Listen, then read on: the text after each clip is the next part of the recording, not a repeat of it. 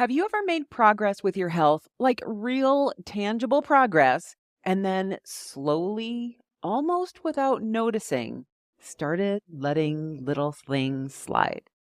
You told yourself it was balance, moderation, that you didn't need to be so strict anymore. But then one day you wake up and wonder, why don't I feel as good as I did before? What if I told you that nothing has gone wrong and that this exact moment is one of the most important parts of your health journey? In today's episode, I'm talking about the sneaky phase that comes right after success, when we start testing the limits, thinking that we're good, thinking that we've got it locked in, that we have the keys to success. It's what I call the cocky syndrome. And if you've ever found yourself easing up on the habits that were once working and then beating yourself up when things start slipping, this episode is going to help you make sense of all of it. Because once you understand what's happening, you can stop the slide before you lose momentum and then finally learn how to feel good for the long haul. Let's get into it. Welcome to Total Health in Midlife, the podcast for women embracing the pivotal transformation from the daily grind to the dawn of a new chapter. I'm Elizabeth, your host and fellow traveler on this journey. As a life and health coach, I am intimately familiar with the changes and challenges we face during this stage. Shifting careers, changing relationships, our new bodies, and redefined goals and needs as we start to look to the future and ask, what do I want?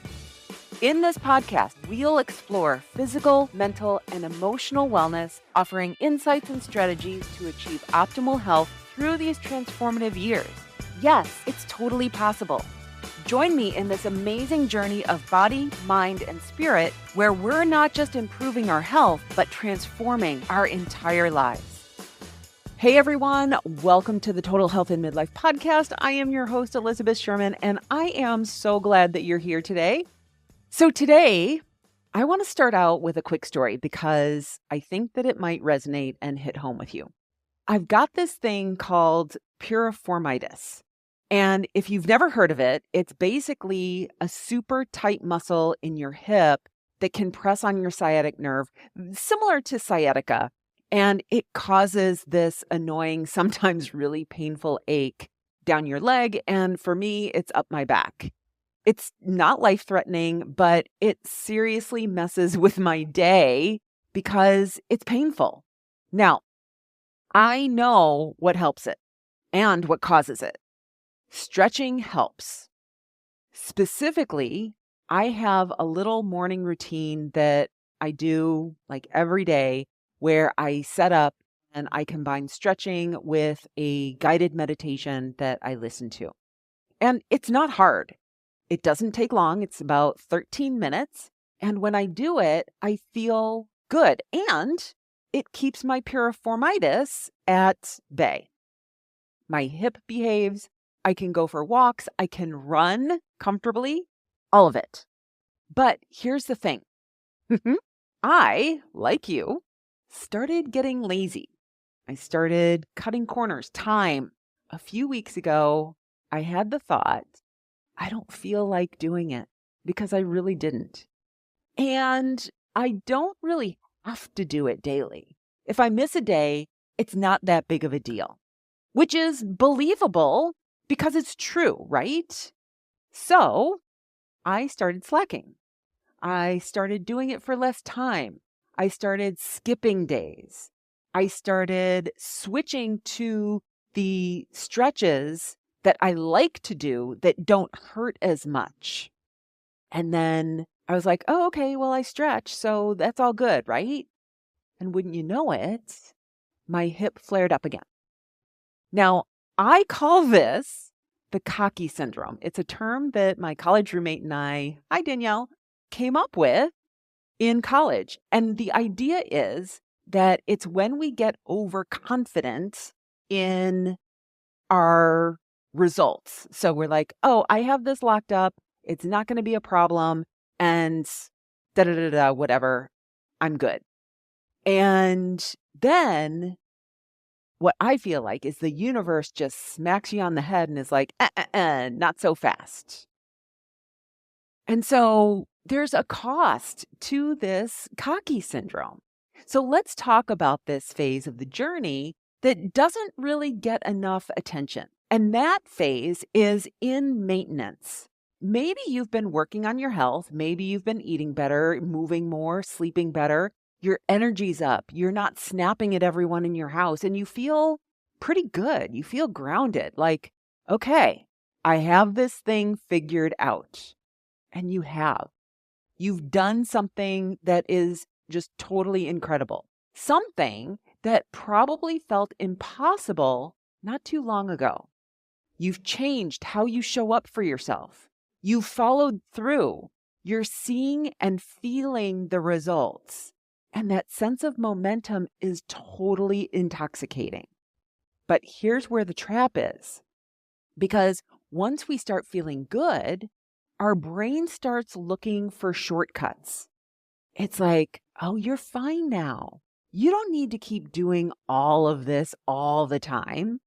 And it frames it as balance, as moderation, as being normal. And that's where the cocky syndrome sneaks in. The thoughts that you will have sound like, I can skip my daily walk today. I'm pretty active already. A few more sweets here and there won't make a difference. It's just one, right? I'll drink more water tomorrow. Or I have leftovers. I'll just wing dinner tonight. So each choice feels completely harmless. It's small. It's reasonable. And honestly, they are until they start adding up. What's really happening here is that we're testing the limits. We're seeing how far we can go before we notice a crack. Just like a toddler who wants to know how many times they can touch something before you take it away, or a teenager who's trying to negotiate boundaries. You said, be home by midnight, but they're like, what if I come home at 12:15, right? Like, where is that line between being okay and not being okay? Your brain is doing the exact same thing. It's not malicious. It's not self-sabotage. It's just testing the limits. But here's what I want you to know. This part of the process is totally normal. It doesn't mean you're lazy or undisciplined or destined to backslide.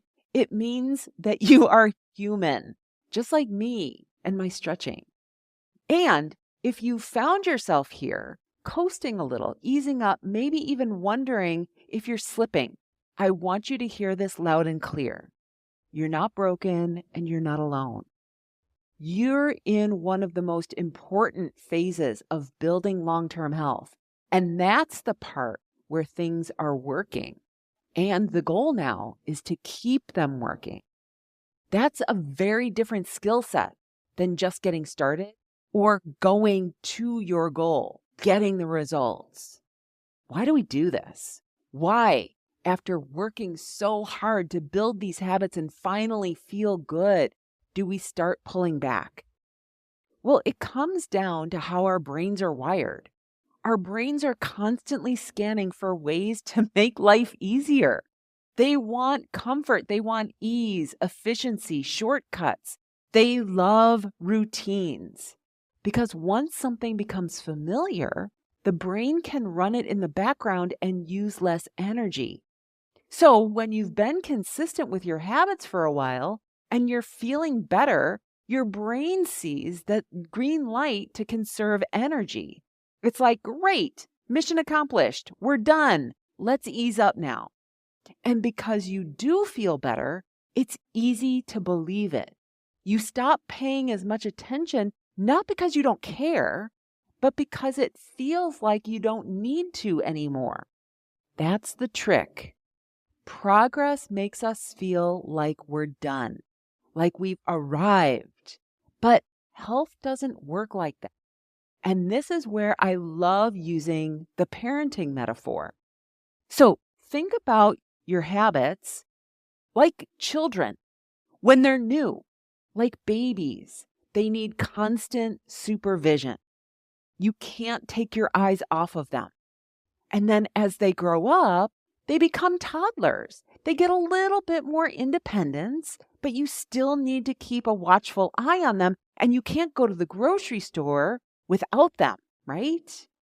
Then as they grow, they become more independent, like teenagers. You can loosen your grip a bit, trust them more, but they still need structure, boundaries, and reminders. Eventually, yes, they can stand on their own and grow into mature adults. But even adult kids need occasional check-ins, and so do habits. Just because something is working doesn't mean it's self-sustaining. With health, it's not one and done. Now that I'm done and at goal, I can forget about it. It means that the care that you've been giving it is working. And if you want to keep that going, the work shifts from building the habit to maintaining the habit. And that also takes attention. The goal isn't to never relax. The goal is to know when you can relax and when you need to step back and steer. If you're in that space right now, where you've made progress, but things feel a little shakier than they used to, I want you to know this isn't a sign that what you were doing didn't work. And it's definitely not a sign that you're weak, you're undisciplined, or you're doomed to slide backwards and go back to where you started. It's actually a sign that your habits are growing, they're maturing, and like anything that's growing, they still need care. They still need support. We often treat health like a task, something that we just check off and forget about it, and we're done. Eat better? Check. Move more? Check. Sleep? Check. Got it. Done.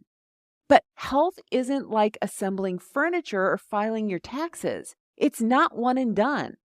It's more like a relationship with your body, with your routines, with yourself. And like any relationship, it requires attention, presence, and maintenance. So let me give you an example.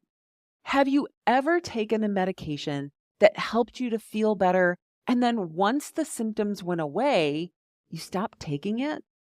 Not because you were cured, but because you felt better and thought, well, maybe I don't need this anymore. And then sure enough, the symptoms come back. So now, not only are you uncomfortable again, but you're frustrated and confused, wondering why the good feelings didn't last. The same thing happens with your habits. You feel good because you've been doing the things that make you feel good. When you stop doing them, even just a little, your body notices. Your energy shifts, your mood, your sleep, your cravings. And instead of seeing it as cause and effect, we often turn it into a story about how we must be doing it wrong, or I'm lazy, or something's wrong with us. But it's not that the method didn't work. It's that your brain, being completely efficient that it is, quietly decided to stop doing the thing that was helping, and your body noticed. Now, here's the hard part. For some of us, this realization can bring up resistance, maybe even resentment. That thought of, wait, I have to do this forever? And I get that. It can sometimes feel like a lot. But what if we got curious about that thought instead of judgmental? What if we explored that reaction gently, like, that is so interesting. Why does the idea of continuing this feel heavy or unfair? What are you associating it with? Punishment? Perfectionism? Diet culture? When we can get honest about where the resistance is coming from, we can start untangling it. Because the goal isn't to be perfect forever. The goal is to feel good, to live well, to Be in relationship with yourself in a way that's grounded and healthy, not rigid. Maintenance isn't a punishment. It's a practice of continuing to care for yourself, even when things are good. Once you understand this pattern, how your brain tries to make things easier the minute you start feeling better, it gives you so much power. Because now, instead of falling out of the game when life gets full or motivation dips, you can recognize what's happening and course correct sooner. You don't need a brand new plan. You don't need to start over. You don't even need more discipline. What you need is support to keep doing the things that are already working for you. And that's the real skill of maintenance, not perfection, not pushing harder, but learning how to parent your habits with compassion and consistency. And yes, that takes a lot of effort, but it's a different kind of effort. It's steadier, it's kinder, it's less dramatic and more rooted. This is what I help my clients with every single day. We don't just build habits, we build the systems that keep those habits going. We look at your real life, your patterns, your season, and we adjust. We name when the cocky syndrome shows up, and we laugh about it.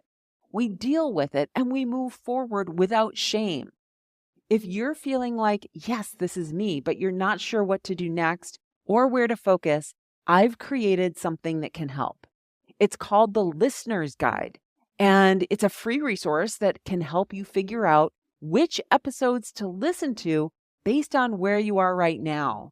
Whether you're stuck in the all or nothing cycle or struggling with consistency or just looking to feel better in your body, there is something there for you. Because sometimes you don't need to start from scratch. You just need the right reminder at the right time.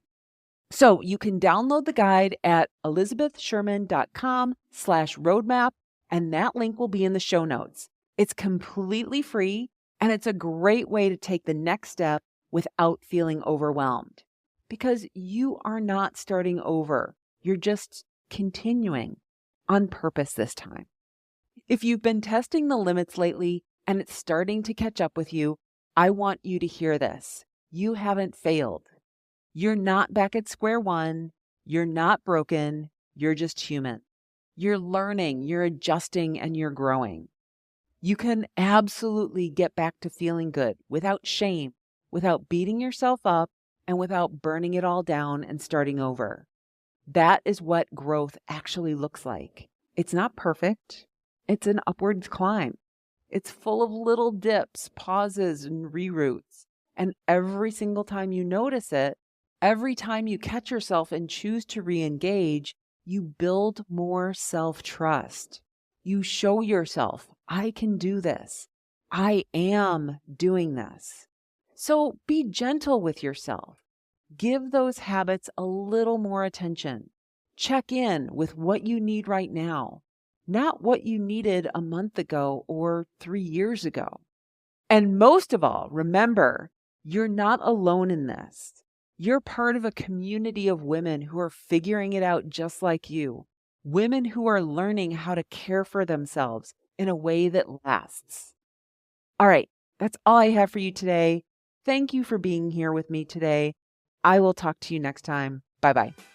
Hey, so if you've been nodding along and thinking, okay, I know what to do, Elizabeth, I'm just not doing it, I have got something for you. It's my free podcast listener's guide. It's a curated roadmap to help you get started with the most helpful episodes based on exactly what you need right now.